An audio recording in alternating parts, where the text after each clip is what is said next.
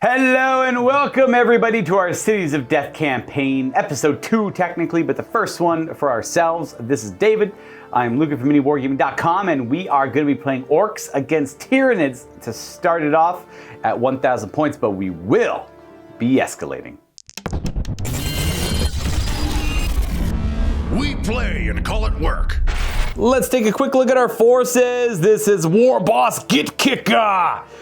Everything in my list is going to be what you see is what you get on him. Things you might not see on him is he's got a cyborg body in addition to his heavy armor, power claw, combi rocket, all that fun stuff. And he is going to be going around with the Goon Squad.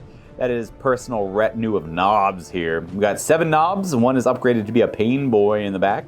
We got a boss pole on the War Boss, and more importantly, the Wah banner there, and an assortment of weapons. The Knob Squad can take a battle wagon as a dedicated transport. He's got the Death Roller, a bunch of heavy bolters, and extra armor plates. But ultimately, that's about it. We're keeping it open-topped and lightly armored and quick. We have a couple squads of boys in our list, giving us 3 troop choices in general. They're all going to be chopper sluggers. And we put a lot of points into the knobs here. They got claws, heavy armor, and I think they got no cyborg bodies on them. That's the knobs. The knob squad has that. We are going to be bringing a single weird boy with us. He's not a warp ed though, just a simple weird boy. I did mention 2 squads of lads. I should note the knobs have boss poles as well. And finally, 1 Death Dread. He is going to have 4 Dreadnought close combat weapons and extra armor plates. And both of our vehicles have grot riggers as well in case they get immobilized. The grots come pouring out when things go bad and start fixing them up. Hi, I'm David. I'm from Lancaster, Pennsylvania, and I will be playing Tyranids today at MiniWarGaming. This is a 1,000-point list for Cities of Death. We're going to start with, this is my Broodlord, the Darkness, and his retinue of elite gene stealers that are going to infiltrate in and try and get as close to those orcs as possible. These are my Tyranid warriors. This is T-Rex, the Carnifex.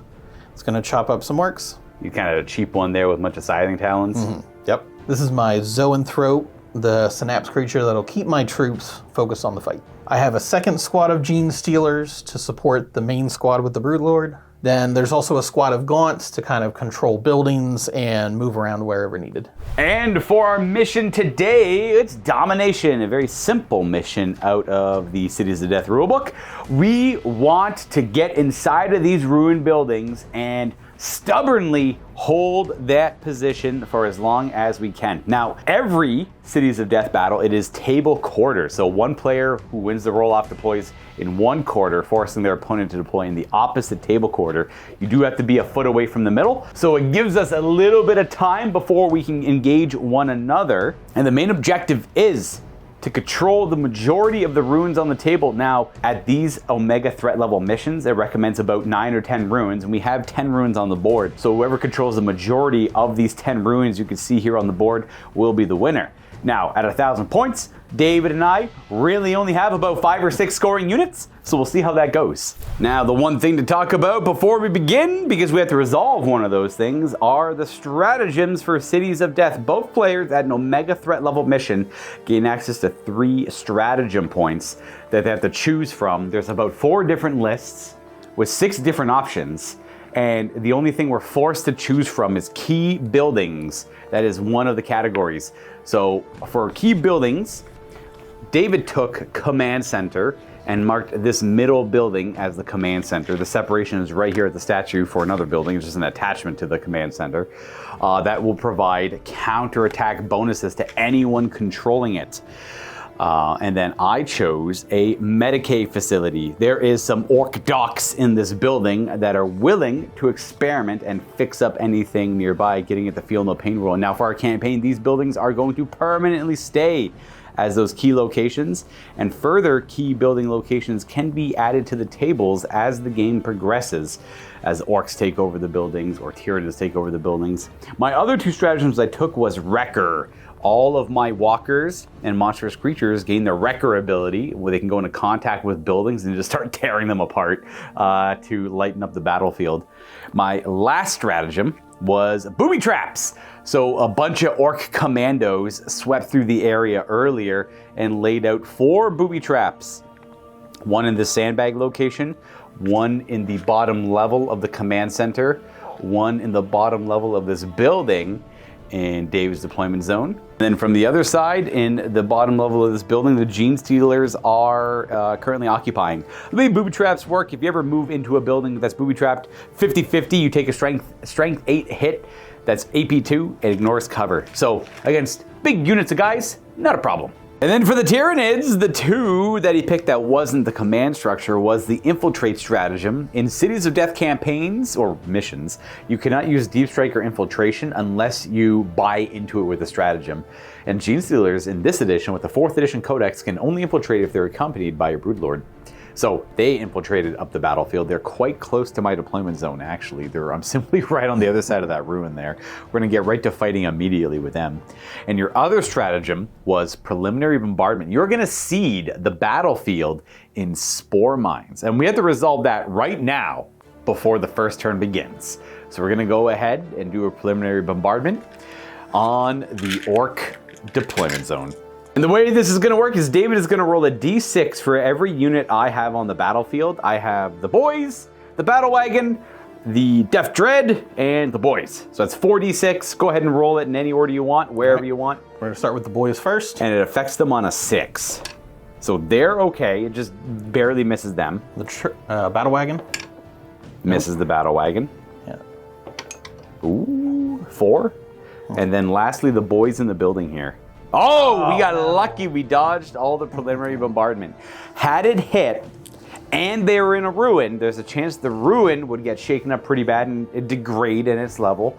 But ultimately, the models themselves take d6 hits that they might get pinned from and everything. Otherwise, we have one more roll to do. It's for day or night fighting. Sorry, dawn or dusk, an old 4th edition rule. On a 1, it's dawn. On a 6, it's dusk, or vice versa. I can't remember. 2 to 5, it's a regular time of day to fight. It's a regular time of day to fight. We are going to go ahead and roll off to see who takes the first turn, or chooses to take the first turn. Like deployment, I roll a 1. These Orks is not strategies. You got a 1 yourself. A 4. A 3. I will opt to go second. We's a cunning war boss. We's brutal. We's love Gork. Absolutely gonna rip the head off the biggest combatant we can find and offer it at Gork's doorstep. But we's also a little cunning and we're gonna wait. It's gonna be turn 1 for the Tyranids. All right, Mr. Turn 1, Mr. David, what's the plan as we go to your movement phase? So I'm going to start out with the Gene Stealers and Broodlord that infiltrated. They're going to make their way through the ruins and try to move through that cover quickly and try a turn 1 assault. Well, luckily, as Tyranids, they have the move through cover rule built in. So they all normally move 6, but they get to roll 3. They have to determine how far they can move with move through cover. They get to roll 3d6, taking the highest. And the big thing with Gene Stealers is they're fleet, so they can declare a run. Ooh, they get to move 6. The ruins do not slow them down at all. They declare a run and still charge. And they're going to storm into the ruins, just knock the wall over so you guys can see better as to what's going on. And they can add d6 to their movement in the shooting phase and still declare a charge. We'll show that in a moment. We're going to go ahead and do the rest of the movement for the Tyranid forces. And we're going to show you if they decide they want to leave the buildings they're in already. As we all know, they're the objectives and you want to hold them. Should resolve the booby trap. They ran through this building that was booby trapped earlier. On a 4 or more, they suffer a strength 8 hit. Otherwise, the booby trap was a dud. That is a 3. So no booby trap at all. Well, the commandos laid it out. Yeah, it just expired. Or some rat tripped it earlier or something. I'm going to go ahead and remove that marker so I remember. And then we're going to show you where these Gene Stealers, the Carnifex, and these Gaunts and the Zone Thrope end up if they move at all. And voila, the Carnifex approaches the building he wants to walk through earlier or later. The Gene Stealers pop through the ruins here, but there was a booby trap in this building. So on a 4 or more, ooh, it's another dud. These commandos. Then the Tyranid warriors over here also potentially triggered that booby trap. I would love if they... Oh, we actually got one. Yeah. Now, important thing about Synapse creatures in this 4th edition codex, strength 8 against toughness 4 would normally instant kill them, but Synapse creatures are immune to instant death. This is probably the one Tyranid codex where they broke the most rules in the game. Fearless, everything has moved through cover, and all your important things are immune to instant death. And then amongst other things as well. You do... So I take 1 wound. Just 1 wound, yeah. It ignores cover, and it'll go right through your armor. So 1 wound on a Tyranid warrior there.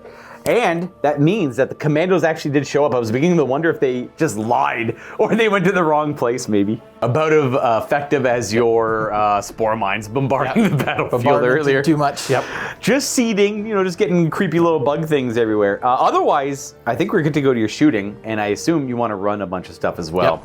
So we'll do some rapid fire rolling. So we'll go ahead and roll for everything that's going to run, and then I'll show you where it all ends up. Gene Stealers. Get to go 2. Carnifex. Gets to go 4. Warriors. An extra 6. Very good. And then the Gene Stealers on the other side of the ruin over there. Yep. Going to go an additional only 2. Interesting. Again, we'll show you where they all end up. None of this is slowed down by terrain. I'm going to also run the Zoanthrope. Oh, yep. Mr. Slow over here, of course. He's got to go. He's not shooting too far anything. away from shooting, yep. He has Warp Blast, but there's no targets. 2 as well. All right. Well, lots more moving, a little bit of charging, and that'll be the end of the turn. Now, unfortunately, these Gene Stealers only moving 2 would have been able to get to maybe just a little bit further out. We decided we're going to keep them all in the ruins. That's pretty much as far as they can go, and we know they're not charging anything over here. If they got a 3, they could have charged either the Death Roller here on the Battle Wagon or our Death Dread, but they're off by just a little bit. And everything else ran as well. These are the new positions. The one cool thing to point out is the Carnifex. David rolled pretty good on the run roll. In 5th edition, every level of ruins, no matter how high or short it is, counts as 3. So as long as you just roll a 3 or more, you can go up and down levels very easily. And monsters, creatures, and walkers can ascend to upper levels of ruins as long as their base can fully fit up there, and it's stable enough to hold them. In this case, we're good up there. So it has that potential for the descending Carnifex to jump down onto things. A very cool look. Yeah, no charging after all of these run moves are done. So that is the end of the first turn for the Tyranids. We're gonna go to Orks turn 1. Well, for my turn here, as we go to movement, no Waz can be declared in the first turn for Orks. We gotta call that a little bit later. We are going to try and dogpile on these Gene Stealers, so I got to be careful. They're a very high initiative, so anything that charges into them on its own is probably going to die. So we're going to need to double up on them and try and lighten them up a little bit with shooting. But those are heavily armored Gene Stealers. They have the extended carapaces, plus 1 save. Yeah, they're 4-up armor save. Not that I have too much AP 5. And not that my shooting's good either. We're going to try and make it work, though. Our boss, Git Kitka, simply just wants a good fight. So the Broodlord and the Carnifex are the best fights he's going to get his hands on. So obviously, we're going to move our Battle Wagon. We're actually going to disembark first because it's open topped, and then we're going to move our Battle Wagon around a little bit to probably put some big shooter shots down table that way. Because our transport is open topped, we can kind of bail out anywhere. We're not going to bother with the move through cover roll. We're just going to walk right up to the ruins. That way, we'll have to do a move through cover when we declare a charge later instead. The one thing to remember, these Gene Stealers are going to get counterattack because that is the bonus of the command building structure. So we're really going to have to lay it into them. These boys that are in the 2nd level of the ruin are going to declare a move through cover to try and get down. I need to roll at least a 3 up. I got a double 6. So that means they hop down 3 and move 3 out. Pretty much ending up there. All the models up on this level are just down below, but obviously I don't want to have to get those models in there because they're just about to move again in the charge phase. And then we got to move the rest of our stuff. I should note our little weird boy is part of this unit as well. I got to actually figure out what he does. I got to learn his rules. Our Battle Wagon will go at combat speed, line up a couple of the big shooters over at the Gene Stealers, and then our little Dreadnought's just going to move up here. Just tuck in underneath that big shooter. The only other thing to really consider moving are the boys in this building. Now, I need the buildings to win the game, clearly. But I want to, not just stay back. I'm all fighty, and I'm just going to kind of push towards the Tyranid territory and hopefully claim more buildings that way. It is a 9-turn game, so these lads getting over to those gaunts in that building over there is not that far-fetched. The problem is there's Gene Stealers in the way, and that is a problem. So we're going to do a move through cover. They're going to be gifted 5 inches of movement. Now, they're already on the bottom level. I have the knob signifying that. We're just going to move them out just to behind the sandbags. That's where they end up. Now, I could run them as we go to my shooting phase, which I have to actually resolve my Psyker first. Orc Weird Boys do not get to control their psychic powers. Instead, at the start of every shooting phase, you do a psycho check, leadership check in this case, and they do get to use mob rule, so their unit size is currently 11, I think. So I pass. Thank you, mob rule. And then I roll a d6 on a chart. I'm going to roll a 2. We got Ed Banger at 1, Frazzle at 2, which is what I'm going to resolve, and then Zap at 3, Warpath on 4, Here We Go on 5, and War on 6. Now, if I'm in combat, these first 3 are ignored, and he gains a power weapon instead. These 3 work while he's in combat. Now, let's look at Frazzle. So the nice part is, it's a Strength 6 AP 3 blast. The AP doesn't matter. We're going to put it right in the building there, just to be able to hit those guys. Now, this could technically hurt the building a little bit because of Strength 6. So we're going to have to resolve the hits on the guys first. Any templates or blasts that hit a building also automatically hit the building, which we'll resolve after the unit. Now, it also has pinning, but as we know, Tyranids are fearless. They don't care about that, but I might be able to get a couple kills here. We are only BS2 as an Orc, so we're going to reduce this scatter by 2, and we're going to aim at that guy's head right there. Try to roll in there. That is going to be a 6-inch scatter deeper into the building, so the Frazzle is going to target inside of there. It's going to hit no enemies. It probably won't hit me either, because it's going to go just right there. But I do have to resolve the hit against the building. Now, the building itself, I believe, is armor 13, so I guess I can't really hurt it now that I think about it. Ruined buildings, heavily ruined buildings, are armor 12. This one's not heavily ruined enough. This one's still at like full strength. And then shooting things. We're gonna start with these boys here. They do have a rocket that they want to fire up at this Carnifex who's clawed his way to the top and made himself apparent. And this is instead of running. I don't really want to run anyways because the Gene Stealer's nearby. Do I hit with the rocket? We shoot crazy wide. Moving on to the Battle Wagon. 2 big shooters are going to fire at the Gene Stealers in the ruins. I need 5s to hit. We got a couple of hits. And your toughness 4 or 3? Toughness 4. 3 to wound. Oh, your toughness. There you go. You got 1 wound and you have the 4 up cover save. Nice. Now, this is a good example to show off if this building had lower armor facings and David made the cover save here, the building would take the hit instead. In this case, the building takes the hit, but is only strength 5 and it can't hurt the building. Then I got a bunch of shooters or sluggas in here. I'll go ahead and resolve them. And then the sluggas from up here and the rocket from up here into the Gene Stealers. The Doc doesn't have a shooter, but they're gonna put their 7 shots plus the 1, 2, 3, 4, 5, 6, 7, 8 shots from over here for a total of 15 shots. These guys are too far away. 5s to hit. Ooh, pretty good. Yep. These are, wow, that's damn good. That's how Orcs shoot. 4s to wound. And 4, 5, 8 wounds with a Sluggas. I don't think I will ever play a game again where I'll do that well with Orc Sluggas. So 4+ saves. So that's 2 dead. A total of 4 dead off of a barrage of Slugga fire. Funny enough, I counted the rocket. I guess the guy with the rocket launcher chose to shoot his Slugga there. I was counting him as one of the Slugga shots. I killed 4 Gene Stealers with Sluggas. I'm not going to complain. We're going to go right to charging. And we're going to declare a charge with the War Boss and then the Weird Boys unit into our Gene Stealer friends here. I'm just going to remove this wall segment here so it's not a problem. But I am charging through terrain. Should note I have stick bombs on everyone. But it's not going to matter because Gene Stealers are initiative bonkers. Now with 5th edition, we don't do the initiative 10 thing. That's gone. It goes to, I go to initiative 1 if I charge without assault grenades, and you just stay at your initiative, which is a way easier way to resolve it. The War Bosses units, they might screw each other's charges up. And it's going to be, okay, well, you got a double 6. Yep. I will resolve theirs first. You got to go War Boss lined up to go to Broodlord. So we have a cool character fight off the rip. Pretty decent charge, leaving a little bit of room for the boys to try to get in there. They have to do move the cover. They got to move at least 4. Well, that's a 2 and then a wrong die. Oh, they fail their charge. They get stuck up on the ruin. So it's just a good old Gene Stealer fight versus a knob fight there.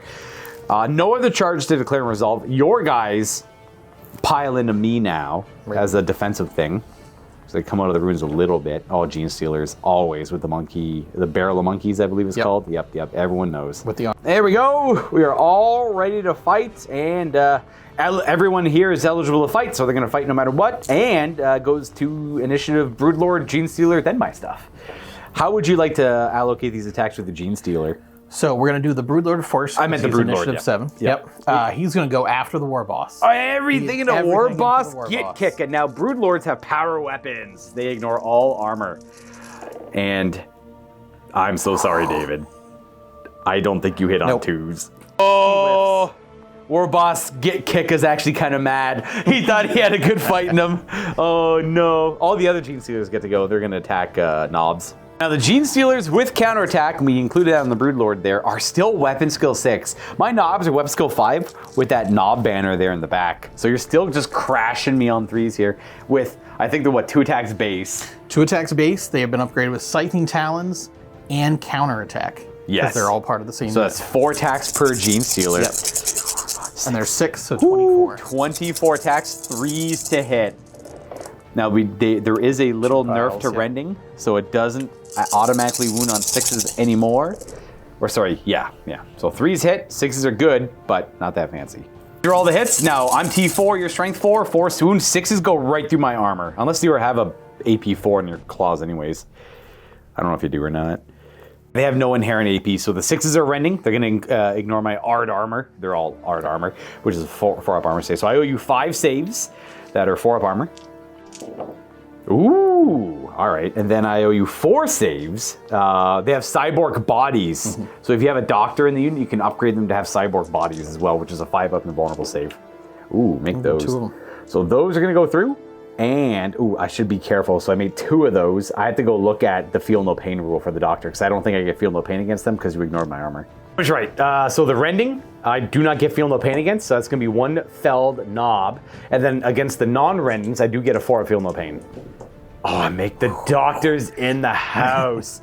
Now, I just want to be clear, we're not doing any weird 5th edition wound allocation nonsense with warriors and knobs. I just wanted to get that out there. We're going to lose I don't know if I need my huge Choppa knobs or not. I'll lose a Slugga Choppa knob. They charged in, the Gene Stealers get the initiative, pounce on them, and do better than the Broodlord. So far, you have 2 combat resolution. I get to attack with the knobs. Now, we're initiative 4 because of Furious Charge. Didn't matter in this case.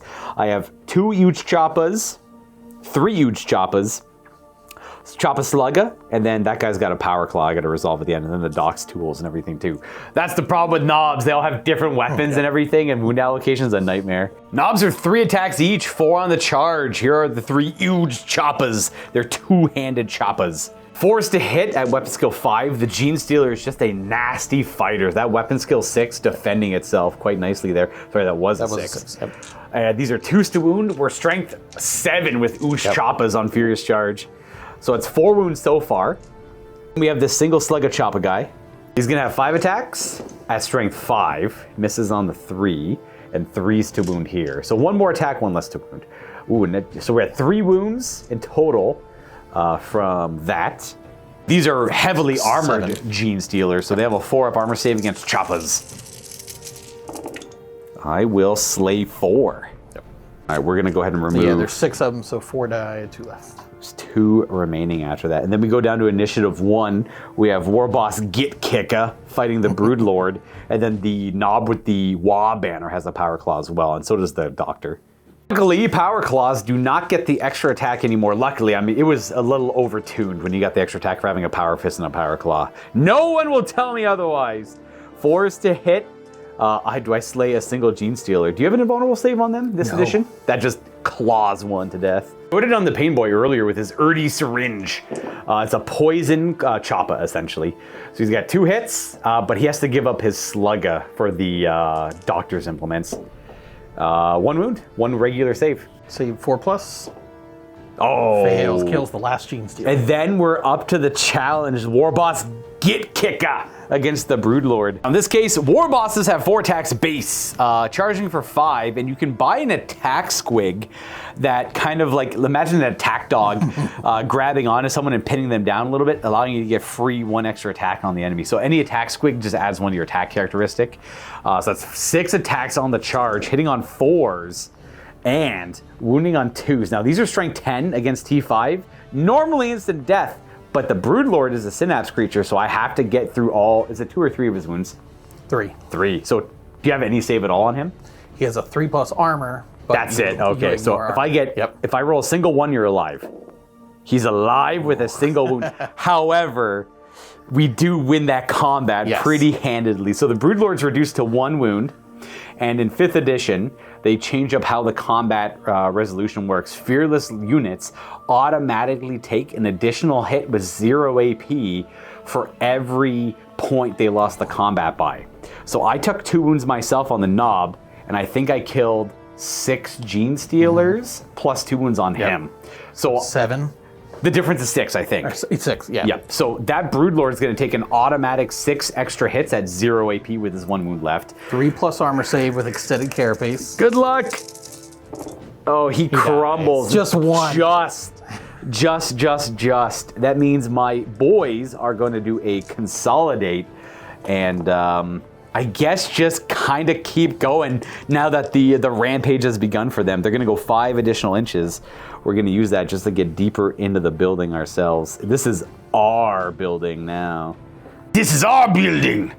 And that's it. That is the end of Orks turn 1. I will count that as a big win for us, and we're going to keep on trying to rampage through the Tyranid lines. We go to Tyranids turn 2. But first, random events. Nearly forgot. In our campaign here, Matthew came up with a D10 random event table right down here as we are fighting amongst a loud battlefield. There's a lot of things kind of going on here. I know it's probably pretty small font. There you go. There you guys go. We're going to go ahead and roll a D10. See what we get. We got the 10 result, guerrilla warfare. So there's a remaining squad of Imperial Guard infantry firing their las guns at a random target. Both players are going to roll off. The winner can choose an enemy unit that is not wholly in a rune or building, and they're going to take 3d6 strength 3 AP 0 hits as they take a volley of las guns. Roll off for that, as there is a hiding unit of guardsmen. 3, you get to pick the squad right here. All right, so there was guardsmen in this building the whole time. As we left, they decide to shoot at my back, and then they go scurry away and hide somewhere else as they've revealed themselves. Why don't you go ahead and roll 3d6 and see how many hit my boys. It's gonna be about 10. And we got 8, or 9, I mean. 5s to wound. That is going to be 3 wounding hits. Cover save. The shots are coming from behind us. We only have 6 up armor. Oh, that kills 2 of my boys. No! And they turn around. What was that? And then they're gone, like the wind. All right, now we're on reserves. There's a pair of lictors skulking around the battlefield somewhere. First lictor. They actually start as a pair, but then they separate. Gotcha. So we just roll 1 dice. So he's not revealing himself yet. Oh, wait, you have to roll for them. I need 4 higher. For both of them to show up. Yes. Gotcha. So the lictors are not making themselves apparent yet. First move we're going to do is have this Carnifex smash a hole through the floor and fall back down. 6. So he's got a 6 on his move through cover. Sorry, the 6 is right there, guys. And he is effectively going to drop a level by going 3 inches and then just move 3 towards the knobs. Makes a Carnifex-sized hole. He's going to end up somewhere around there-ish. If he ends up there, he's just down below right in front of the knob, so it's a pretty near guaranteed charge. And then for the rest of the moves, what is the plan here? What are we thinking? So we're going to have the Tyranids, warriors, countercharge. They're going to move up to the ruins and then charge through at the knobs to help the Carnifex so he's not all by himself. That makes sense. And then what are we thinking for the Gene Stealers? Gene Stealers. Or do you want to come back to them and figure that out? Yeah. All right, we'll go ahead and move the warriors. Yep. I'm just going to go move right up to the wall there.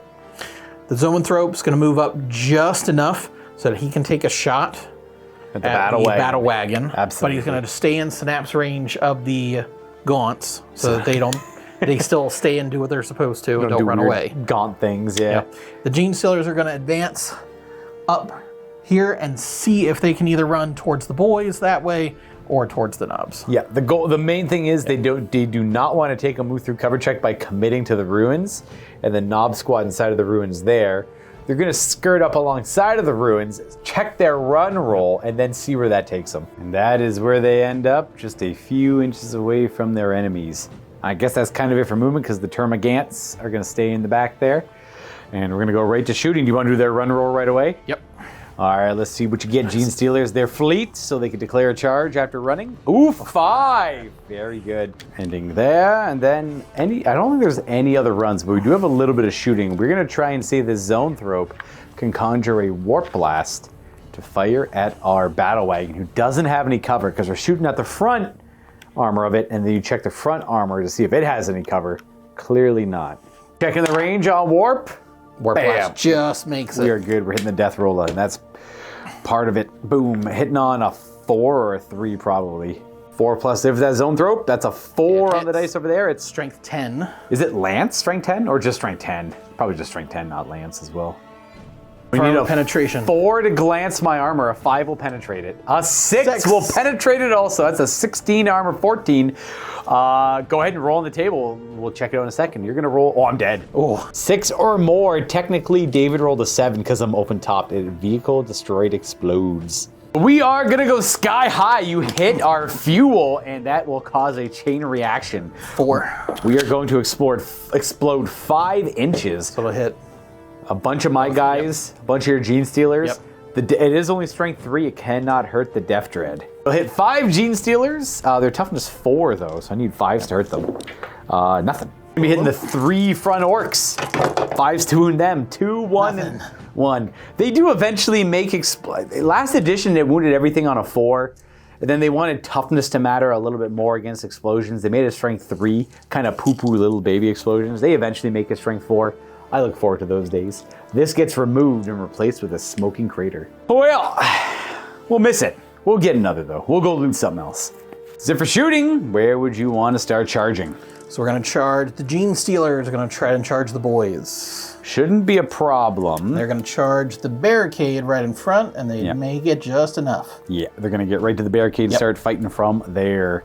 Yeah, we'll say no move through cover. You're just kind of charging the barricade itself, keeping it nice and easy. We're always putting a lot more narrative elements into the game as well here, as on top of that. But you would take an initiative 1 penalty for charging a defended position. However, you have flesh hooks, so you kind of do gross Tyranid flesh hook things to get yourself quicker, to get yourself there quicker and surprise the Orks. And we go to regular initiative, which was, of course, going to be initiative Gene Stealer. However, we got a few other charges to resolve. There's no need to really roll a move through cover here because you're an inch away over there, and the Carnifex is an inch away on the ground level. I'm actually going to take my Orks and bring them up to this level to fight on. Show it. Just so you guys can actually see at home what we're doing. Now, do a move through cover roll on them to see how far they move around. And then they're going to go up to 3 inches. The Carnifex is just going to go to the minimum, and I got a dude like standing right here, so no need to roll his. Everything said and done, this is what the fight's going to look like. So Carnifex charged into the knob with the wall banner. These warriors charged 3 inches to contact guys that had no one in base contact. Then my guys reactively pile into you afterwards. So the war boss goes in to fight that guy first. Then the remaining 2 or 3 knobs that weren't base contact find a fight to join. And then I have to do that over here with my lads after your charge. And after I do my defensive pile in here, it makes all of your Gene Stealers eligible to fight, including my guys. And that's kind of it. We got 2 fights to resolve. You want to do this one or the big one? Let's do this one right here. Well, I'd ask what your initiative is, but we all know it's 6+ with many attacks. So they should have 4 attacks each. Because they look like they have all rending claws. Yes. Over here. Yep. All right. Hit me on 3s. I just realized how hard these are to see. Sorry, everyone. These are the hits over here. It's the battle mat underneath. They don't have the lights. These are effectively 4s to kill. Every 6 is absolutely dead as well. I do have a 6-up save against the 4s, though, I guess. Yep. Yeah, It's going to rend 4 to death. And then I owe you 6 6-up saves. The Rens, we're definitely just going to lose these 4. They got rended to death. Blech. And then there's 6 saves, but I got to do them 4 at a time because they have different armor saves. So 4 at a time. Oh, they actually passed 2 of those. Boom. And then I have to do only 2 left. 2 more to go. I will lose another 1. Interesting. So I lose 3 off that. I made my t-shirt saves. I'm left with a boy and a knob. It's a good day to be green. Attacking with the boy first. He's got 2 attack space plus like a choppa. Hoo-yah! He hits once. He wounds? Not at all. He's only strength 3. And then everyone's favorite knob. Knobs, as we know, have 3 attacks each. And he does not get the extra attack from having a power claw and a slugger. He is going to hit on 4s, and he is going to kill on 2s. He gets 2 Gene Stealers. Unfortunately, how many did I lose over there? 7? I lost combat by 5. Unfortunately, we're leadership 7 down to leadership 2. Hiya! We rolled a 5. We failed. Now we do have a boss pull. We can inflict a wound onto our unit to get the lads in order. A 6-up save. Nope, he died. Blech. And I get to re-roll it. I need leadership 2. Oh, it was so close! No. This one just rolled around it. No! Alright, so the knob is going to break and flee from combat. We're going to go ahead and roll. I think I'm mathematically dead. We rolled a d6 and add our initiative. I rolled a 3 in total, and you rolled a 7. So as long as David ties or beats my roll, as he turns to flee, he is kind of caught and killed. And our squad has been wiped out by the Gene Stealers. They get to move d6 inches in any direction of your choice. We're going to aim for the destroyed crater. Yeah, that makes sense. Get some cover. Yep. 4. Look at them skulk in the crater. Fine, whatever. I don't need that stuff anyways. And then we come to the mighty fight over here. And then just double checking a couple of rules. Both players can control the key buildings in this campaign.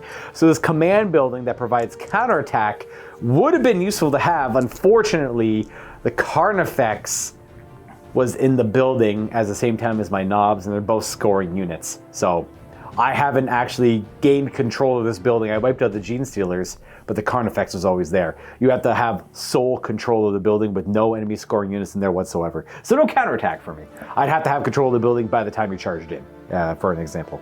I'm initiative 3 and 1. I only get better initiative when I charge. So I think it's going to be Warriors first, then Knobs, then Carnifex. 2 of the Carnifex. And then my 1. Power Claws. Yeah. All right, so what are we doing with these Warriors? So 1 warrior has, all of them have Rending Claws, and 2 of them have Scything Talons, so that gives them a +1 attack. Yep, just buying the Scything Talons for an extra attack, essentially. So they are base 2 attacks, and then Scything Talons gives a +1, and they did charge in combat, so each guy gets +1. So they have 4 attacks each, except this guy has a different weapon. Right, so he only does 3 attacks rather than 4. But they're all the same AP strength Yes, and all they're that. all Rending Claws. Yep. And 4s to hit, I assume? So weapon skill 4. Yes, I am weapon skill 5. So 4s. Very good start. These guys are Toxin Sacked. They're upgraded with Toxin Sacks. They're strength 5 base. 3s to wound. But 6s go right through my art armor. Otherwise, I get art armor. No 6s. No 6s. And no 3s. 5. Sir, I'll say your Toxin Sacks were wasted points so far. Armor saves! Art armor. Nice. Ooh, so we're going to fail 3 of those. And that's pretty much everything, right? Yep. We do have the Doctor that lets us feel no pain. Ooh, I have a nice. Grot Orderly.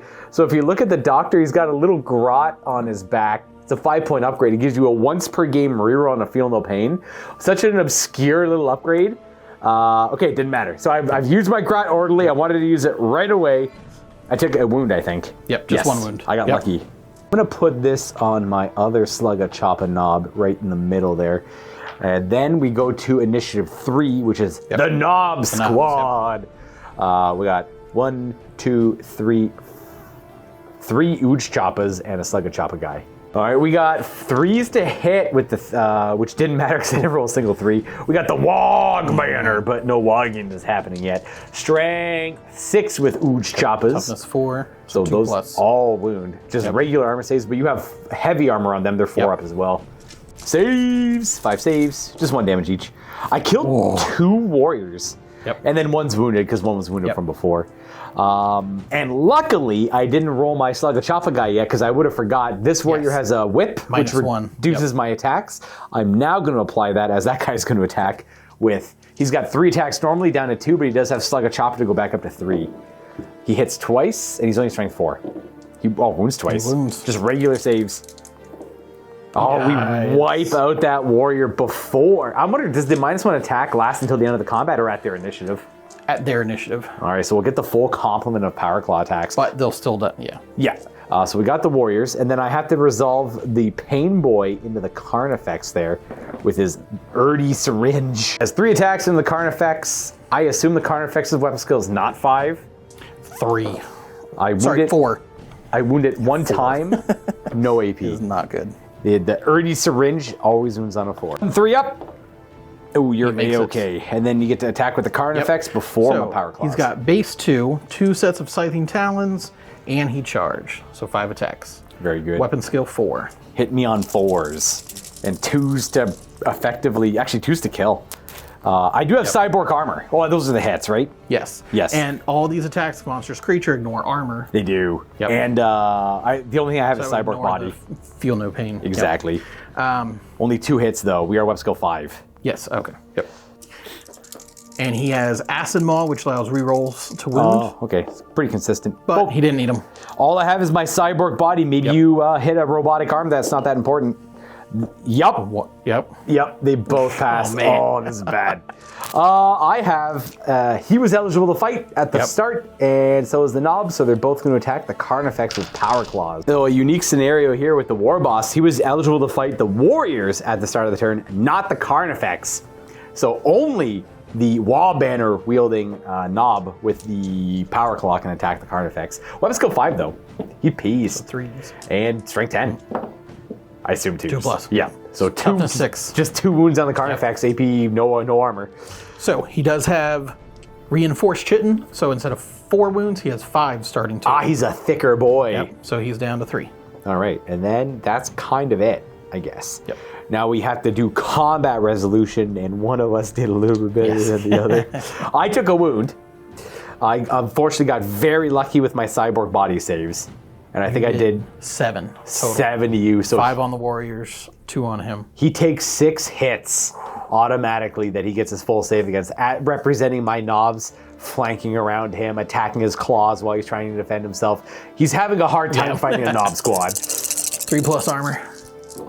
He'll suffer 2. Oh, he'll survive with 1. And then we just pile into each other Yep. and the fight keeps going. All right, we pile into each other. That's kind of it. We are going to proceed to Orks turn 2 here. We kind of just like clashed in the middle. Send in the first wave, send in the second wave, send in the third wave. Hopefully, I just leave you with Gaunts at the I was end going to there. say, yeah. As right now, the Zoanthrope and Gaunts are the only ones that aren't There's hurt. lictors lurking around somewhere Yes, too, though. if they show up. The Great War Boss Git Kicker doesn't feel compelled to call a wall yet. No enemy has presented himself worthy of it. Sadly. Sorry. They're rolling bad. We are going to go right to regular movement. We do want to scatter. I guess these guys are pretty happy protecting the Medicaid building. They wanted to make a play to break out and go for that, but they'll got it. They'll probably still do it anyways. I'm going to do a move through cover on these boys. They're going to go for this building over here, the attached command structure building. I got a 2 on my move through cover. They're not moving much. Before I move them, we're going to do a move through cover on our Death Dread. Now, walkers automatically get move through cover. We're going to go 1, 2, 3, 4. We're going to be just an inch away. Yeah. Hello. You could tell, we go 2 inches with these morons. They're not getting too far at all. I guess that's kind of it for my movement. Right to shooting. We're gonna run these orcs. No, we might as well give this Death Dread the best chance he can over here. So we're gonna fire as many sluggers as we can. And it looks like those 2, it's gonna be 4 sluggers and a rocket. Rocket, you better believe we're missing. Sluggers, we got 2 hits. Toughness 4. Force 2 wounds, strength 4 gun. No, he failed. What a difference. Right to charging with a 3d6 move. Taking the lowest out of 1, we would end up contacting you there. All your Gene Stealers pile in 6. Yep. And we're just gonna go ahead and resolve that fight immediately. The Gene Stealers do go first though, for many reasons. So these Gene Stealers all get to attack. They're hitting on 3s.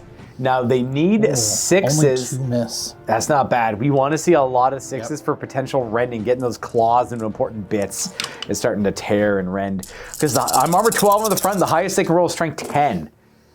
I see 2 rends. 6s. So those are automatically strength 10. And then with the rending special rule, we're going to add a further D3 to the strength of their attack to try and get a glance or a pen. So that's a glance. What's that? A 2. That's a nothing. That goes to strength 11. Glance. One glancing hit. If you could please be so kind as to throw on the vehicle damage table, -2 because it's a glancing hit. Oh, that means we go from the explodes result to the immobilized result. And fun fact, if we were playing 4th here, that would have been a destroyed walker because they got destroyed on 6s on glances. This chart fixed that quite a bit. Now, yeah, and that's kind of it there. Now, technically, these are AP 0 weapons, but they're also treated as power weapons under the rending rule, which that's not an AP dash weapon. So we're kind of unsure on that one, but. You're happy with the immobilized result. Yep. I'm happy with the immobilized result, so we're just going to keep it at that. In the end, immobilizing the walker or destroying one of its weapons will reduce its attacks. So, he's got grot riggers for that. There's a chance they could fix it at the end. Normally, I have 4 attacks. And then I bought him 2 extra Dreadnought close combat weapons in addition to the 2 he starts with. So, you get 1 attack for each one. I charged, but I am immobilized. And double checking my rules, I'm 3 attacks base, not 4. So I got 5 attacks after everything is said and done. I hit you on 4s. Right. I got 1 hit, a 2 to kill. I kill 1. Yep. And I think it's a draw combat. We're both fearless anyways. Yep. And we sit here nice and happy, except I'm immobilized. Now in later editions, you get to attack the back armor of an immobilized walker, but in 5th was the walker heyday. Walkers were very strong. And immobilized only reduces one of his attacks. Just double checking the grot rigger rule to see if I can fix my immobilized. That is during my shooting phase, they'll bail out from whatever crevice they're hiding in to try and fix the immobilized result. So that'll be on my 3rd turn. Otherwise, we are going to go ahead and resolve this fight up here. I got quite a bit more guys fighting the Carnifex, and I guess they go up initiative 3 first. We have 1 wound left. You get to go first. All right, let's do the Pain Boy. Hitting on 3s, wounding on 4s. That's 1 wound so far. I guess he just died of the Pain Boy. The Pain Boy takes him out. Stabbed him in the eye. All of the knobs are taking the glory away from War Boss Git Kicka here. He's not able to accomplish much, and that makes him sad. But now, I finally have control over the command building. Ah, perfect. We rip him in half. Yep. And if I get charged later, I'll get the counterattack. I get to do a consolidation move of 5 inches. They'll stay in the ruin here with their Carnifex trophy. That brings it to the end of the 2nd round, and we're going to roll on the Cities of Death random event table. What's going on? I got 3 now. Earthquakes, shake the board. Both players are going to choose 3 buildings on the battlefield. Roll a d6. That building suffers a penetrating hit that counts as AP2. To clarify, David and I are going to pick 3 different buildings. We can't pick the same building twice. We're going to number those buildings 1 to 6. And we're going to roll randomly to see which one's affected by the earthquake. You can go ahead and pick. Building? Yeah, you'll pick that one. I'm going to pick this building. Actually, no, the one with the Gonson, of course. Yeah. So those are the 2 main ones. Yep. What are your 3rd building? This building over here. The attachment. Yep. I will choose that building, I guess, for. And then I'm going to pick the one that your guys are still in. And then I'll pick that one for the end. So let's see if we can remember that order. Oh, 1, the first building picked. Our main command building. All right, so it is going to take a penetrating hit at AP2, which means we get to open up more charts. So with the Carnifex rampaging through the building, putting a hole through the ceiling, probably hitting a few support columns, and then paired with the earthquake, we're going to roll a d6 on the chart and add 1 because it's AP2. 7. Detonation. This is the old 7th edition building damage table. We're using it for reference on how we want to resolve some of these. So the earthquake punches through the building's walls to explode amongst the ammunition or fuel stores within. It's more of a shot from a weapon, but essentially the supports start to crumble, the building falls apart, some munitions stored in the building are set off, which causes a chain reaction. It is the command building, and there is a gun emplacement on the top, so there'd be some energy or fuel somewhere in there. Several things are going to happen. The first thing is the unit of knobs and the War Boss Git Kicka is going to take 4d6 strength 6 hits. They ignore cover and I just get regular armor saves against. We're going to go ahead and resolve that first. And we're going to let David do that. David's going to be so kind to roll 13 for me. So wounding on 2s at strength 6. I see 4 in there, so that's 9 when he hits. See if that Ard armor protects us a little bit. Turns out it's not meant for total building collapses. We do have a pain boy who could try to administer some orky medicine after the debris settles. Oh, that'll help out quick. Okay, never mind. There we go. We stopped 5 of them there. So the one knob was wounded earlier. He's dead. And then another knob is now dead. All right, so I think I know where my lictor's going. Yeah, the ruins. Were the lictors in here the whole time? Well, they might have to suffer total collapse as well. Okay, the next thing that's going to happen is this entire building is going to collapse. So we are going to be we're going to take off all of these guys. We're going to remember they're dead center of the battlefield because that's where that marker was. And we're going to show you what this looks like afterwards. And this is what we have remaining. So the main front structure fully collapsed. The attached section over here fully collapsed. And then I guess the remaining, quotes, main structure is still stable. But the little secondary building on top is now barely a ruin, barely standing, and the gun emplacement has fallen down to the ground. I think this calls for a pinning check on my guys, amongst anything else. That'd be the last step we have to do.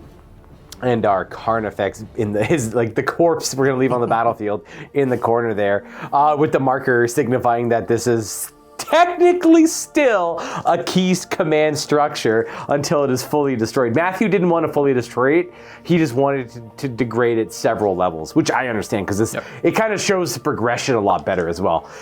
Pinning check. I rolled a 5. War Boss Git Kick throws away some rubble, digs himself out with a big old smile on his face because he sees a big brain bug right in front of him there. And that's it. We're going to go to Tyranids turn 3. That was a very dramatic end of my turn. Okay, Mr. David, what is the game plan? So my plan is that I'm going to have the lictors pop out, and they're going to try and ambush whatever they can. And then the zoanthrope is going to get into a better position to try to hit the building again and destroy it, or hit the guys inside, because one shot by himself will only kill one guy, but if he can get the building collapse, he might be able to take a couple more with him. Exactly. And the whole building is now considered a ruin, so it's only armor 12.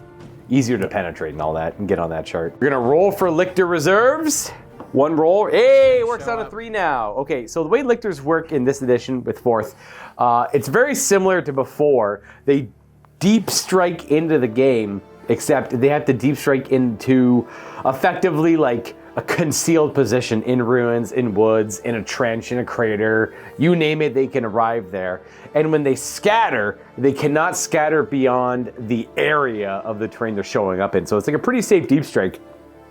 But if you choose to arrive in an area that has enemy troops and you scatter onto their position, then there's a risk. Where do you think but you get to put them down in separate locations if you want. Do you know where you want the first one to go? So we're going to have the first lictor is going to try to hunt down these knobs. He's going to go on the bottom floor. Right back there. Right here in this building. Right down there. Yep. So that way he'll only deep strike into the building. And then, so this lictor is going to go on the ground floor behind the knobs so that he can pop out and try to take a couple knobs with him. And the other lictor is actually going to pop out in this building over here so he can try to take out the weird boy. Gotcha. We want to do this one first? Yep. I assume they're both going to be on the ground level? Yes. All right, so go ahead and roll 2 dice, right? 2 dice and a scatter die. Just roll it around here and then we'll just kind of eyeball it. We got the power to do it over here instead. Boosh. Kind of right in the middle, I assume? So we're going to go... Yeah. So right about... He'll be just at the edge of this ruin, essentially. Okay. Sounds good. And he's just going to go right to the edge of it. And he always stops at the edge of the terrain. Yep. So he'll just go a couple of inches forward. Let's see if I can reach him. Oh, hello! He was always there. He cannot shoot, but he can charge on the turn he shows up. I actually really like this iteration of Lictor rules. Very easy to resolve and dead sneaky still. Lictor's up there, except we're going to roll down here to figure out where he's on the ground floor, technically. He is going to be pretty much right at this wall. Yep. Up against it. So he might actually end up going for the Death Dread. I'm just going to put him... That's fine, yeah. Might sneak in there. Well, he'll be skulking in there. And if you're immobilized, that's when I can hit your rear armor. I have to actually put the model at the rear armor. Ooh. Yeah, just double checking. Walkers, for whatever reason, you're always hitting their front armor, even if they're immobilized. Later on, they nerf it, I guess. That's kind of where I'm getting hung up on. Yeah. Anyways, yeah, and we just came from the edition where, like, you fight whatever facing you charge. In this case, it'd be kind of cool to hit his back armor, but even though his legs are immobilized, I guess his hip joint can still spin on the spot and he can defend himself, I suppose is the idea. So the Zoanthrope is going to move back to protect the Gaunts and get closer to them to keep them in Synapse range. True. Hey. What is Synapse range in 4th anyways for Tyranids? 12. Yeah, it's a foot. Thought so, yeah. And then the Gaunts are actually going to all hide up on the top level, so it's harder to get at them in close combat. Oh, fair. Okay, so they're all technically on the bottom level. So they were half and half. They're all now they're all up top. Gotcha. Yep, they're all going to come up top. That's all them descending to the top. They just all moved 3, no problem. Zoanthrope's happy where he is, and I guess that comes to shooting. Yep. The Zoanthrope is going to try and hit one of the few remaining support beams of this building on a 4 or more. He misses. He shoots wide. Oh, he missed it. Good try, though. Yep. I do like that you can always choose to attack the buildings if you want. Then we're going to go right to charging. No shooting from the Lictors. They'd have to roll triple 1s here to fail this charge. I guess I've seen it before, but it's not likely. So this Lictor, we got a cool character. You can attack my weird boy right away. Having a hard time getting him in there. And then this Lictor over here, I guess he's going to go for the Dreadnought. He's going to go for the Dread. Can you charge with your Lictor Deep Strike right away? Mm-hmm. You can. Good. Okay. On the turn they arrive, that's one of their special rules. Because they're always hidden there was the idea. Yep. Good. That's... As I would have probably, I guess I wouldn't have allowed it if it says they can't, but it would have been one of those rules where I thought I probably really should be able to charge afterwards. There we go. For anyone curious, a keen eye, these are very old Hive Tyrant models that have been converted by David and David's father. David did that one, and and your dad did that one. It's a cool conversion. Great use for an old model. Absolutely. Keep them up to date. Except for charging, so I got to do my little pile-in move. Once, of course, I knock all the terrain around me. That is the one nice thing about City Fight. You can always assure yourself that you're going to knock over a piece of terrain during any game action when you have to get your hands in there. I do my defensive pile-in after charged, and I've just got one boy in the back who can't attack. Obviously, the Lictor is going to have initiative here. Lictor's going to go for the assassination. 3's to hit the weird boy. And he has reroll. Doesn't need preferred enemy at all. All 4 hit. Strength 6? Strength 6. I think I'm toughness 4. Don't roll 2s. And I don't have to look it up. Thanks, David. Oh my god! Well, fortunately, I'm only T4 and you got a wound on the weird boy. Unfortunately, you rolled 3 1s to follow it up. The Orks are going to retaliate. We got 8 boys able to attack with 3 attacks each. Hitting on 4s, this is the first half, and wounding on 5s. We're only strength 3, you charged us. So the boys are gonna stick 2 wounds. See if they can do it again. Ooh, 2 wounds. Less hits this time, but we know this could be 5 wounds. 3 wounds in total from boys. 2 wounds total. The boys kill him. He only has 2 wounds. He's overwhelmed with their mountain of muscle. And a D6 consolidate, they're gonna go 3. They go 3 inches towards this building. They left the clearly better doctor building to go and try and secure this building to see what's going on over here. Then the Death Dread fight. I don't know who's faster between your Lictor and your Gene Stealers. All I know is... All right, so might as well do the Lictor first. Lictor first. Base 2, Scything Talons, and 1 for the charge. He's got Rending Claws to attack 6. with. Yeah. 3s to hit. Hit on 3s. And he does have rerolled hits. Yes, preferred enemy. Yep, preferred enemy. And still misses. Didn't help. He's strength 6 base, so 6 is pen. Big as a Rending. Any 6 is an automatic penetrating hit. Got a 6. So there's no need to roll anything else. Go ahead and the vehicle damage table. A 4. That is immobilized. Immobilized, and then you go to immobilized. If you're already immobilized, you suffer a weapon destroyed result. I have 4 of the same weapon, so you're going to destroy a Dreadnought close combat weapon, which means I lose a further attack. I'm down 2 attacks now. Gene Stealers. All their attacks hitting on 3s. Not bad. The 6s have a chance to glance, pen, or do nothing at all. Nothing at all. 6 I have a grand total of 4 attacks on this Dreadnought left over 3 base, and I only have 1 extra Dreadnought close combat weapon. I'm going to put 2 attacks into the Lictor in the back because he is susceptible to instant death. He is not a Synapse creature, nor is he in Synapse, and then just 2 into the Gene Stealers. We'll do the Gene Stealers first. Oh, I would have loved to see that for the Lictor. Oh, 4 6s! No. So we just snip up 2 Gene Stealers. We're winning the combat by 1, and then see if we can get that Lictor. Oh, we got 1 hit at 2, and I think he's dead. Right in half. Yep. Snip the Lictor. So that's 3 wounds, which means we won combat by 2, and now they'll take 2. Yep. Are they fearless? Or are they just high leadership? They're not fearless. They just take a leadership check at -2. They're okay. Leadership 10 down to 8. I'm going to keep that fight going. Oh, I should have tried to repair my result in the shooting phase. Oh, it's your turn. It's my turn. Yeah. Oh, it's not even my turn. I haven't now forgotten it's your anything. Turn. Yes. Now it's your turn. All is well in the world of Warhammer 40k.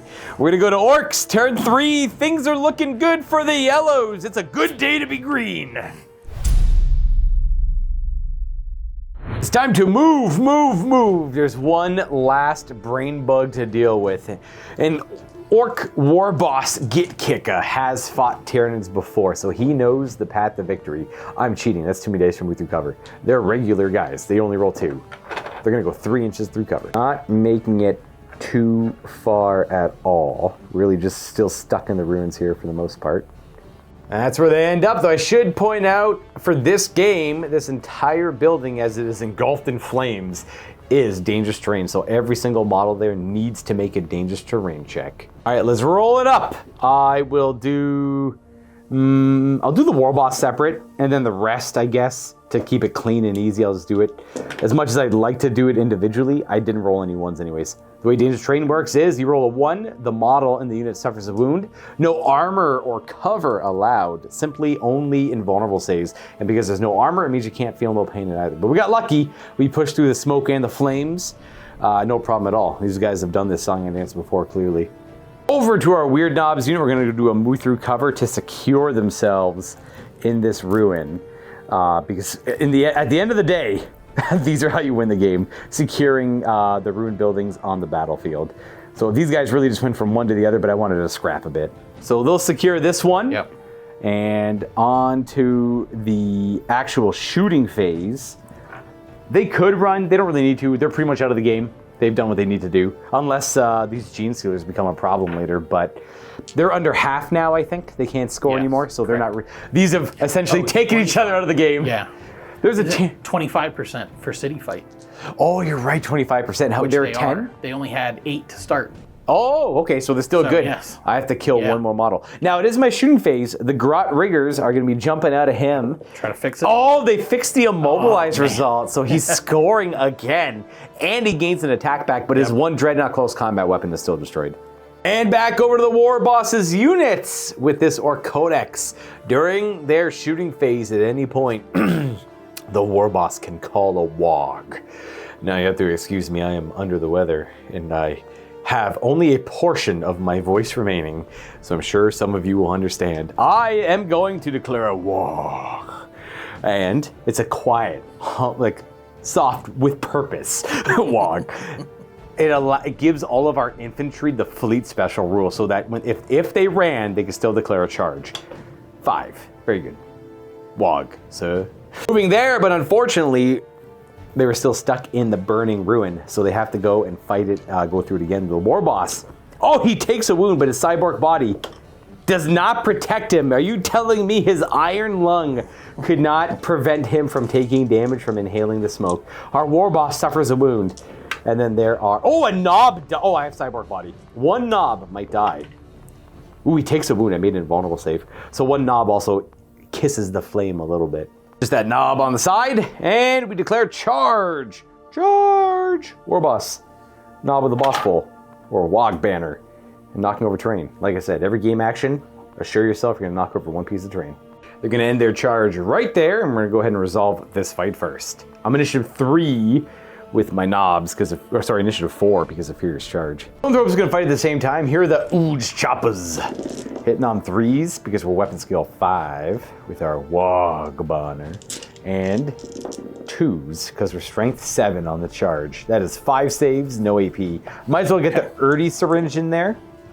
1 hit, 1 wound. Another wound, so that's going to be 6 in total. Yeah, for this, this guy used to have a 2-up save. Also has a power called Warp Field, where he has a 2-up save. Gotcha. A damage! So he takes 1 wound, he has 2 wounds total. And then you get to fight still back. alive. 2 attacks back from his little claws. Hi, they both hit! He said strength 3? Strength 4. Ooh, forced wound. Nada. All right, then we got power claws. He's got a wound left. Let's see if we can power claw him down. That'll get through his 2-up save. The knob with the banner hits 3 times on the charge, 4 attacks, and 3 wounds right to your invulnerable save. He does get a 6-up invuln still. Oh, yeah. And he misses. Oh, yeah. We'll Brain gets squished. And there goes the last synapse creature.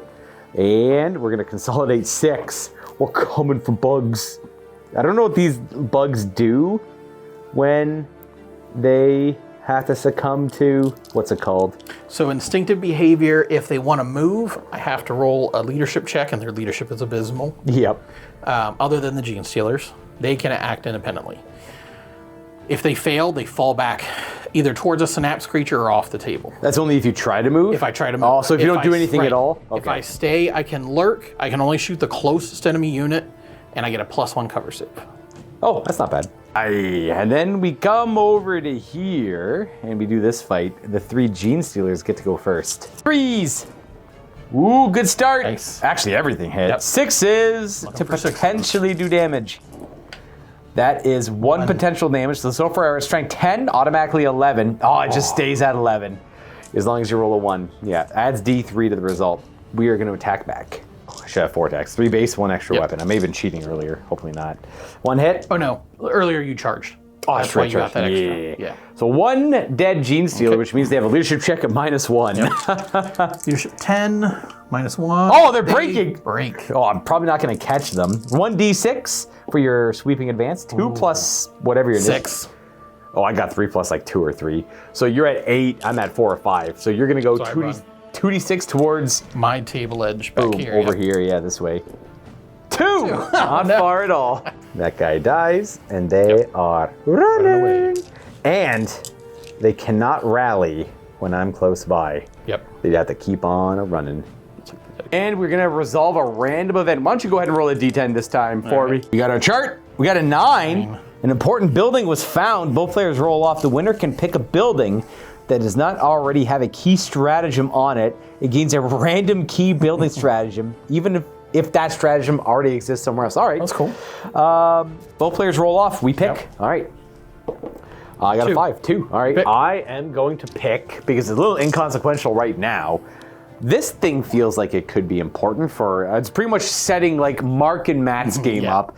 How many random key building stratagems are there? So apparently there are 7 random results, so I'll go ahead and roll a d10 for that. I don't have a d7 on me.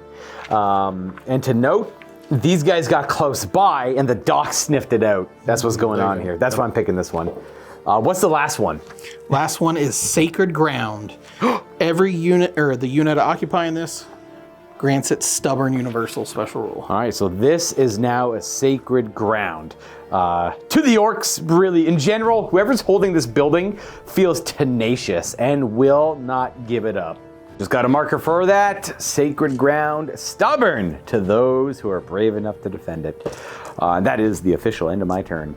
You're so close. Yeah, because then within 6 they have to flee 2d6. They're gonna continue going 9. Nothing else is gonna move. Now they're gonna elect to run, because they can still run when they're fleeing, but they must continue running further away. Yeah. This was added in as a way to like try and get further away from the enemy so they can't close that distance and keep you from rallying. This way you can get to you don't want to rally until you're 6 inches away from the enemy in like a safe position mechanically, you know? Yeah. And I assume they're just going to shoot their We're flesh gonna borers try to down. shoot down and kill the wounded knob. Shot per guy, they hit on 4s. Nice. Are they like And living then- weapons? Yes. Nice. So they hit on 4s. They're strength 4 because they're base 3 +1, and then living ammunition. They get to reroll 2 wounds. Got through the hard part. Now they have a 75% chance to wound because they got living weapons. So far 3. Rerolling for an extra 3. 4 of armor for Ard armor. Okay, 2 fails. And the doctor. Oh, you better believe that's an A+ doctor. That's a 20-year veteran.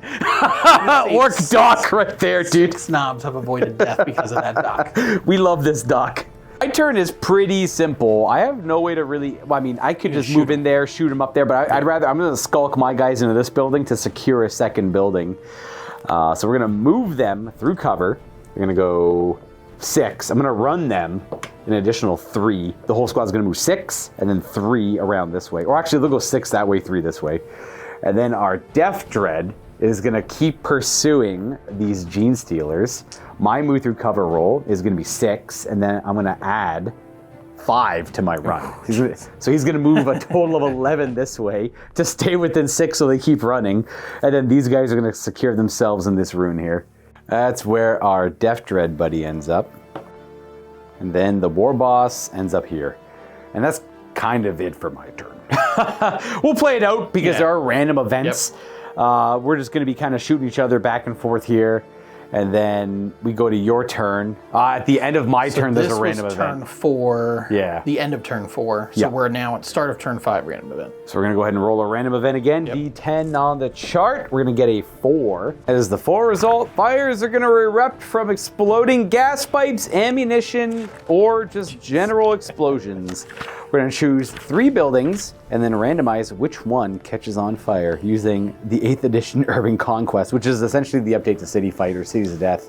Quick correction, both David and myself are going to pick 3 buildings of our own, and then we're going to randomize amongst our buildings. Yep. So that means 2 buildings are going to be set on fire, and that fire will grow every turn. And all it really is a dangerous terrain check for any units inside of the fire, or sorry, inside of the building or on the building that is on fire, but the check gets 1 harder for every turn the building's been on fire, and we keep track of that with a little blaze counter. So I'm going to pick this one. Kind of makes sense. Yeah, that one. Threw some stick bombs in there. That one and that one. These 3 buildings are going to be potentially on fire. I'll go ahead and randomize which of my 3 I want to pick. This is going to be number 1, 2, 3. Okay, this one's on fire. So there's some minor explosion somewhere. A small fire catches in this building. And then I assume you want to pick... I'm going to do... that one. 1, 2, and we'll do the back 3. 1, 2, the big guy? Or the back corner? The back corner. Gotcha. Yep. In that order. So D3 it up. Yep. Don't roll a 1. I love my guys. Ooh, it's a pack 3. The opposite corners. That building over there is on fire. This building over here is on fire. Every turn a building is on fire, it starts at a 1. And then it goes to 2. That's how much you add to your dangerous terrain check or subtract from your dangerous terrain check, however you want to do it, to take wounds. Now, they take a glancing hit at the end of every turn they're on fire to start falling into rubble. I'm going to roll a glancing hit for this building. It's -1 on the chart because it's only a glancing hit, so a 3 to a 2. The fires cause a little bit of structural damage and some tremors. It only affects units that would have been inside. For the building on fire over there, same idea, down to a 3 now. Ooh, the fires cause some significant damage. There's a partial collapse. That means this building is going to be deconstructed a little bit. We're going to set it on fire and show you what it looks like when we get back. Barrels of oil over here, David pointed out. Good chance those are flammable. There we go. It's a much weaker, tinier ruin in the corner here. Now again, that die representing the severity of the fire only really matters for units inside if they wanted to mess with it. And then this one over here is on fire, but otherwise pretty okay. That's the end of turn 4. We go to Tyranids turn 5. We're gonna go ahead and see what these guys have to. You're just gonna throw a run in there on top of it. So that's their flee move. And then a run on top. Boom. They go 8 inches. We're gonna get them. That is where they flee to. They're about 6 inches away from the board edge there, so we're getting there. And then these guys are gonna give me a volley, it looks like. They're gonna shoot, try to kill one of the knobs. 4s to hit. Living ammunition. 4s are rollable. 4s to wound, re-rollable. 4? 4 save. The armor! Uh-oh. The bugs, they found the way. Doctor! Doctor! He got a knob though. There you go, you got this knob. He's out of here. Not enough for a morale check, and that'll be the end of your turn. We go to my turn. We are gonna just consolidate into the building a little bit further, but stay in slugga range to fire some shots at you. So they'll end up moving there. our Dreadnought is going to go move through cover 5.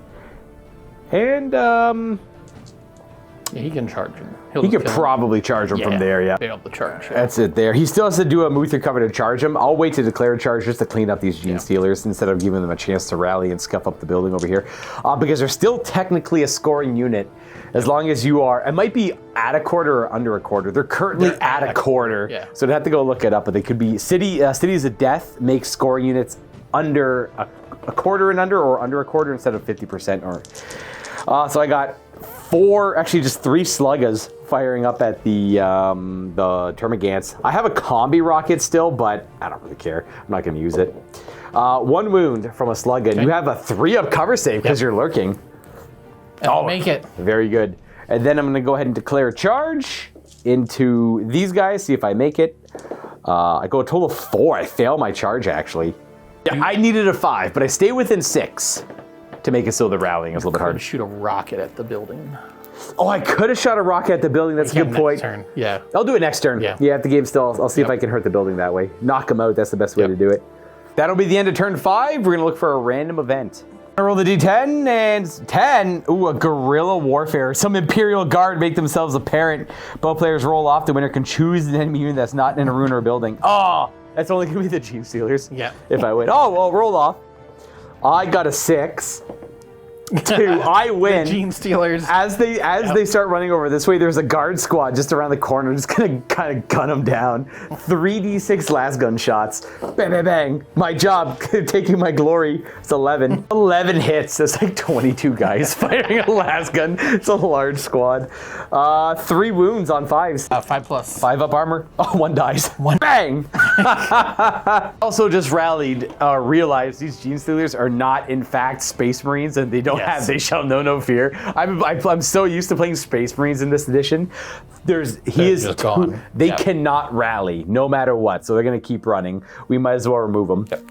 And the Def Dread's pretty much out of the game. It just pretty much comes down to this stuff over here until the game ends. Random events until the game ends, and seeing if you can do enough damage to these knobs, because this guy's a scoring unit again, so he can make his way over here to score the building. So I can still win a 2-1. We're gonna go right to your turn 6, right at the shooting over here. 4s to hit, and 4s to wound re-rolling. To wound! 4s re-rolling. So 4 wounding hits on the knobs. Let's see. Their heavy armor passes 1, and the doctor passes the rest. Wow. I love this stuff. There's potentially a tiny reason why Feel No Pain got adjusted to a 5-up in the next edition. Yep, that would be it. David brings up a good point. I could just assault the building with the Power Claw and just start ripping it to pieces. He is a war boss with a Power Claw. He is strength 10. Yep. So with that in mind, we're gonna go to this is the bottom of 6 now, I think. Yeah. Yeah. We're gonna move 6 up towards this. We are technically in ruins. A little bit of move through cover here. We're gonna go 5 instead, which is fine. We're just gonna end up right here. Then moving there, our Def Dread is gonna move through cover. We're gonna move him 4, and then we're gonna run him because he's not shooting anything, an extra 4. That doesn't quite get him in there. It's gonna be hard to actually fit him because, he's a Def Dread. We're gonna put him right here, and then if we have one more turn after this, he'll be able to get another ruin. These guys are gonna charge the building. I think the knobs are strong. Our building's armor 13. These guys are strength 7. These guys are strong enough to beat the crap out of the building too. The only guy who can't hurt the building is the doctor. I was gonna go ahead and attack the building. I think you automatically hit the building. It's a building. It's stationary. Yep. And let's go ahead and do the Ooge Choppa to see what we can do. It's armor 13. The Ooge Choppa is gonna have 4 attacks, strength 7, so 6 are glances. He glances the building once, which is a -1 on the chart. So we got a 4. Go from the 4 to the 3. Partial collapse. So the building's gonna take a little bit of structural damage, and the unit will take D6 strength 6 hits. Or we start deconstructing the building. I do have power claws to resolve. So I'll go ahead and do... Should I do the hits on the guys, though? Yes, I'll do the hits on the guys. Yep, do that first. So 2 hits on the Gaunts, 2 wounds on the Gaunts, and they get their full armor save. A little bit of debris falls on them and stuff. Oh, they're just 6 up? Yeah. Nice. I kill a couple gaunts are crushed by debris. He's just batting the side of the building, and then War Boss falling get out. kicked. Yep. That's how you do it. This is a support beam. You grab it and pull it. So he'll go ahead and see if he can take care of that with his attack squig. He's got 6 attacks on the charge, strength 10, so he's got a glance and 3 penetrating hits. So these are all +1. Oh yeah, we got it. Yep. We only ever really resolved the big nasty one, not all of them. And then the knob with I don't really know the best way to do it. I guess I should have did that properly because it's a lot of structural damage. Don't worry about the rest. We won't keep stacking up the damage. We'll just go right to the structural, the detonation essentially. Yeah. The building collapses and then the gaunts inside suffer 3d6 hits. I'm gonna say my knobs take it as well because they're at the foot of the building while it collapses. So these will be against your guys. Booting on 2s. That should be 6 armor saves on the Termagants. Yeah. All right, 5 more die. We're left with not a whole lot. I guess that'd be a morale check of some degree. Yep. But they don't really take morale checks in the assault phase. Weird orders of it. We'll figure it out later. Why don't you go ahead and resolve 3d6 hits against my unit. Ooh, they're in a bad spot. That's 12. Make this, I'll make it a little fair to see if the War Boss gets caught in it. So it's gonna be 4 hits on the War Boss and 8 hits on the unit. So you just have to roll, is that all 12 of them? Yep. Oh, that works too. Okay. Yeah. 4 is actually it's 2s to wound my guys. I'm only T4, so 1 fail. So I'll just do 4 saves on the War Boss and 7 saves on the unit. Boss has art armor. Uh-oh. War Boss's armor failed every single save. But don't worry, we've got the doctor for. The doctor's like, it's okay, boss. I'll keep you alive. You keep smashing. And then 7 saves on the knobs. Their art armor protects 4 of them. And then the doc obviously is going to fix 1 more. We do lose our last Ooch Choppa guy though. Blah. And so the gaunts are stuck on the ground floor. They rolled a 4 for their pinning check. They're good to go. And that kind of summarizes my turn 6, which could be the final turn of the game. All things considered. In fact, I got to put this back where it was. Just kind of fighting my lads there. And I think I'll let you roll it, David. On a 4 or more, we have a 7th turn. Nope, game's over. That's it. That is the end of the scenario. Though it's a little awkward because I think it's a draw, weirdly. No, you have 2. Oh yeah, because I guess he was like, yeah. He counts as scoring. He is still They count scoring, as yeah. scoring. And I have enough guys that are still not pinned that count as scoring. They're still, because how big was that unit? 10. Yep, they have to be at 2. They're at 30%. Yep. They're still 30% strong, so they secure this building. I only really went for the attack here because I was safe to do so because of the death threat for this one. Yeah, 7 gaunts. Yeah, it was cool. It was cool to see and permanent damage on the building. We're keeping this table in its state for the next game. We're going to see what eventually happens to them as they, take more damage, catch on fire more. Not too worried about the fires over there. They'll eventually put themselves out as the battle is now over technically.